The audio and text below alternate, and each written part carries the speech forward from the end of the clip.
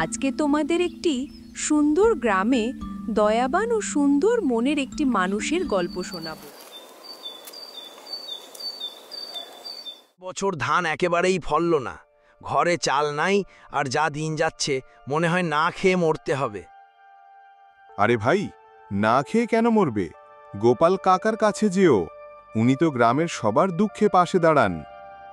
আচ্ছা চলো তাহলে গোপাল কাকার কাছে যাওয়া যাক, দেখি কিছু সাহায্য করে কিনা।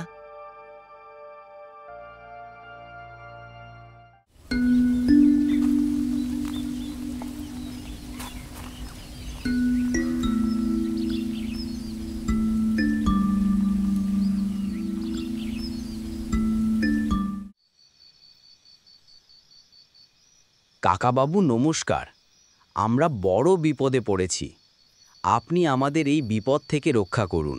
কাকাবাবু, এবছর ধান একদমই ফলেনি, কিছু সাহায্য করলে আমরা খেয়ে বাঁচি।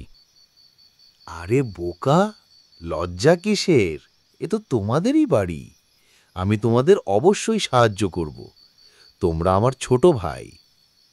এই নাও কিছু টাকা।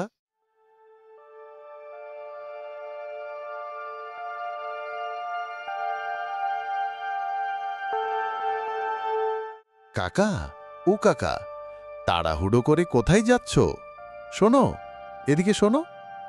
কি আর বলবো বাবা, তোমার কাকিমা আর আমি দুদিন থেকে কিচ্ছু খাইনি, বাড়িতে কোনো খাবার নেই, তাই বাজারের দিকে যাচ্ছিলাম কিছু কিনে আনার জন্যে। আমার কাছে কোনো টাকা নেই, কিভাবে বাজার করে নিয়ে যাব এটাই ভাবছিলাম। আচ্ছা কাকা, আপনাকে কিছু ভাবতে হবে না, আপনি বাড়ির দিকে যান, আমি আপনার বাজার করে বাড়িতে সময় মতো পৌঁছে দেব। আচ্ছা কাকা, আপনি যান। আচ্ছা বাবা, ঠিক আছে, তোমার মতো মানুষ আছে বলেই আমরা আজকে খেয়ে পড়ে বেঁচে আছি।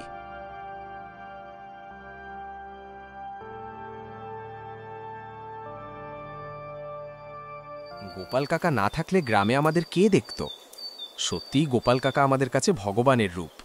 আমাদের গোপাল কাকা টাকায় ধনী নন, গোপাল কাকা মনের দিক দিয়ে ধনী, তাই উনি গ্রামের আসল দয়াবান। এভাবে গোপাল কাকা গ্রামের সমস্ত মানুষের পাশে দাঁড়াতো এবং সকলকে সাহায্য করত।